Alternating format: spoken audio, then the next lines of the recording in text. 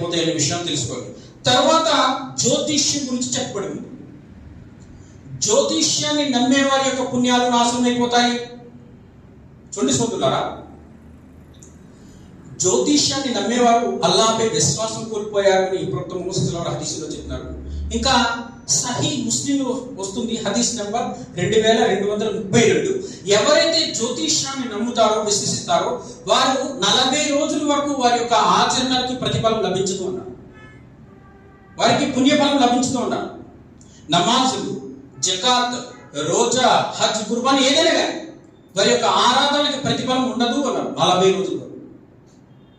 కాబట్టి సోదరులారా, దీనికి మనం దూరంగా ఉండాలి. మనం పరిశీలించినట్టయితే ఈ జ్యోతిష్యం అనే మూఢనమ్మకం వల్ల చాలా మంది నాశనం అయిపోయి ఉన్నారు సమాజం. చాలా మంది మీరు ఎలక్షన్స్ లో చూడండి, కేవలం జ్యోతిష్యం మీద ప్రజలకు సర్వీస్ చేసి ఎవడైనా గెలుస్తాడు, కానీ జ్యోతిష్యం మీద నమ్మకం